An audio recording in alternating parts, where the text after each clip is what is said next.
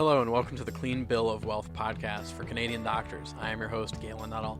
Join me as I interview doctors and related professionals and talk about what it takes to achieve wealth in this, the Great White North. Not just wealth as measured by a bank account, but also family, faith, and health. Be sure to go to GalenHelpsDocs.com, that is G-A-L-E-N, that is how my name is spelled, helpsdocs.com, to get access to my free video series where I uncover the top myths about growing your wealth as a doctor, north of the wall. Now, please enjoy the show. Hey folks, you're joining me here today with Sarah Kerr, who is a registered physiotherapist and co-owner of PhysioWell Health Solutions in Trenton.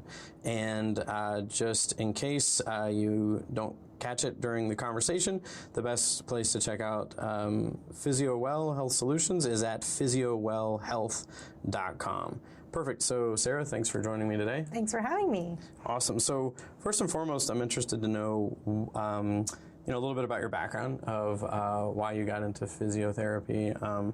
What is it about it that sparked your interest enough to pursue it, and then also become a co-owner of a business? Yeah. I think it probably started when I was a teenager. I was just really into sports and always hurting myself. So I saw a physiotherapist when I was in high school, and at that time I was kind of thinking about what I wanted to do, and I thought it would be a good career path. So yeah, out of high school I took kinesiology at the University of Waterloo, and then after my 4 years there I applied to physio school and went to U of T, and since 2013 I've been working in Trenton. So very cool. And what sports did you do in high school? Soccer and hockey were took up most of my time. I still play soccer in the women's league here, but hockey I retired at 18. Too many physio trips? Yeah, that's right. Yeah, well, I've got my own. I sing the praises of physiotherapy all the time. As I mentioned, I do triathlons, and I've got a iliotibial band that likes to act up, and physio gets me back on the road again, so that's awesome.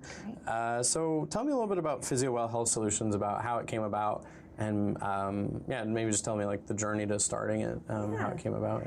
Yeah. So I co-own PhysioWell Health with Roseanne Blagden, and Crystal Holmes is an osteopath RMT who works out of here as well. So we opened in August 2018. Never really had plans to open my own physio clinic, but it's just kind of the way life took me. So yeah, we've been open since August, and it's just the three of us working here now. So hopefully expand someday. We're definitely getting busier, so that's good. But yeah, it's nice just the three of us. We have a good work rapport and everything, so yeah. Very good.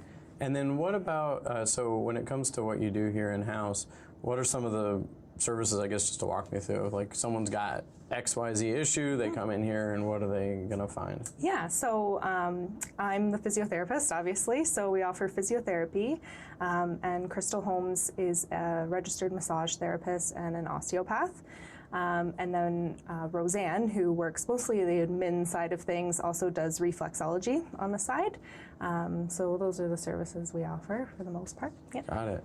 And then you mentioned that you have something special or unique here that's not found in a lot of places. Yeah, so a few months ago we purchased a shockwave therapy machine. So shockwave is a treatment modality, I guess, that works best for really chronic or stubborn injuries that maybe aren't responding to typical manual therapy or hands-on treatment. Major indications for it, I would say, are any kind of calcific tendinitis in the rotator cuff, any chronic Achilles problems, tennis elbow, plantar fasciitis, heel spurs. It has, you can use it on most things, but definitely anything that's been kind of lingering longer than 3 months. And basically what it is, it's high pressure acoustic wave, basically, that creates a local trauma in the area to stimulate blood flow and kind of restart the healing process. Because a lot of the time with the chronic injuries, one of the main problems is that the blood flow to the area is lessened. And so by using the shockwave, it helps to bring blood flow to the area and help to heal those chronically injured tissues. Great. And so you're seeing good results with that then for these Yeah, I've had really good results with some chronic rotator cuff problems. Shoulders are a beast to treat. They're really, really stubborn injuries. So, I've had really good results with rotator cuff plantar fasciitis mostly so far, but still continuing to use it and learn about it every day. Well, those are certainly things that'll take people out of the game for sure. My mom has plantar fasciitis, and I, in a previous lifetime, was a medical transcriptionist for a physician who did a lot of shoulder surgeries. Oh, yeah. And I learned way more about that than I ever thought I would, but just how common limited range of motion is in the shoulders, especially as people get older, and just how important it is. It started to kind of dawn on me as I was transcribing these things. Like, wow, I started thinking about my own shoulders as I was going through this. Absolutely. And cool. So at what point do you typically start to get in touch with a physician? I mean, is it mostly a referral, or like where does it kind of, how does that kind of work, the relationship there? I would say most people, because of the requirements of their insurance company, will see a physician first and get a referral for physio. That being said, physio is primary access, so you can come to physiotherapy without a physician's referral. And then, usually after I see them the first time, if they have a family doctor, I'll send the family doctor a report about my initial assessment and just letting them know that I've seen them and what I think is going on and kind of their prognosis. And certainly if at that point I think any imaging requirements are necessary or anything that I can refer them back to a physician for, I'll write that in the note as well. And then certainly throughout the course of their treatment, as I'm seeing them, if there's anything that I think a physician can help them more with, or anything that they need to be referred back for, I'll again communicate them, usually via writing, just because the timing of our schedules often doesn't work out. But I would say. So kind of that constant, that communication, just to kind of make sure everyone knows what's going on and how things are progressing. Yeah, that's right. Sure. And what are some of the common things that you see? I mean, I guess you see a lot of things, but like, what would you say are like top sort of? Rotator cuff problems are right up there. I would say they account for a large portion of what I see, or just shoulder injuries in general. Low back also, disc problems, or nerve root impingement that's causing sciatic into their legs, or I would say shoulders, low back are probably the most common. And are the shoulders typically, is it a question of injury, overuse, age, or like all the above, or how does it? Most often, I would say I see it's more of like a repetitive strain injury. So sometimes that repetitive strain can cause like a tendinitis, and in I guess more severe cases there can be a partial tear there, which really you only detect with imaging. Sometimes I can't tell the difference between a tendinitis and a tear, if there's not a significant strength deficit. But I would say a tendinitis, partial tear, and oftentimes it's kind of the age group of 40 to 60, and it's just repetitive strain over time with their job or their lifestyle, and eventually the tissues just break down, I guess. Right, got it. And then what is, along the lines of the work that you do, is there anything that you want to make sure people know about that maybe on the end of service you provide that people might not know about, or a way of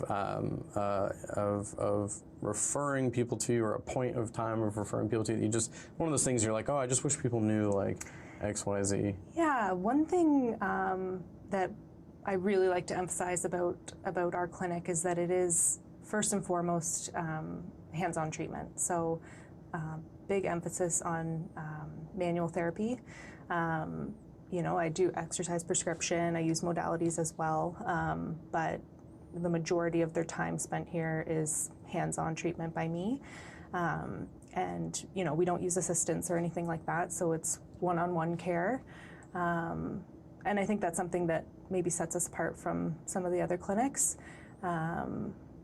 And that's something I want people to know about us, because I think that's important for people to seek out in physiotherapy. Oh, very cool.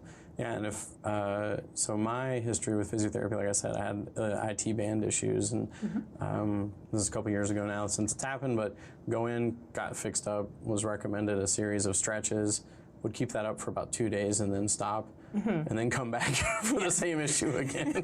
Am I alone in that? Am I the only person that doesn't? Oh. I always say too, like, I definitely give exercises and stretches, but I wasn't born yesterday. I know that people often don't do them on their own, which is part of why I take the time when they're here to do the hands-on stuff that they can't do themselves at home, right? It's, as important as it is to do your exercises and everything in your own time, I know that you can't get the hands-on treatment at home. So that's why I try to emphasize that when they're here. But yes, no, you're not the only one, everyone. What I try to do is incorporate my kids into it. My kids are 7 and 10, and there's one stretch I have to do where I'm laying down and then kind of push my heel back to loosen up my quads a little bit. Yeah. And I have to use it, like, I'm so inflexible, I usually have to use like a towel to even grab my ankle. I can't do it with my hand because it won't come down. But I get them into it, and I'm like, hey kids, don't, remind me to do my stretches, and they like hold my foot for me. Yeah, that's So right. that helped me for a while, but still, like, it's so hard to come into that regularity of it if it's not a part of my routine. Yeah, absolutely. And, unfortunately, because when I would go back, the physiotherapist would be like, "You didn't do your stuff, did you?" Like, nope, back here for the same problem again. Yeah, that's right. Very good. Well, that's awesome. So it's good. It's great to hear about what you have going on here and how you're unique. You've got the shockwave, you've got a lot of hands-on, like you said, you don't use assistants, it's you, and also cognizant of the fact that not everyone gets around to doing potentially what you prescribe to them, so make the most of when they're here. So great. Anything else you want people to know about?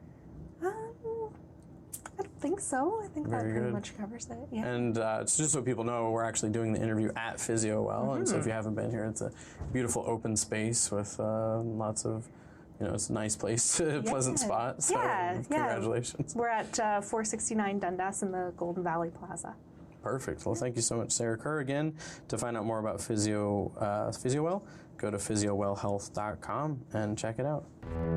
This is your host, Galen Nuttall. Thank you for joining me at A Clean Bill of Wealth, the podcast for Canadian doctors. I hope you enjoyed the show. Be sure to check out my free video series at GalenHelpsDocs.com, where I debunk some of the myths around wealth generation for Canadian doctors. Take care and talk to you soon.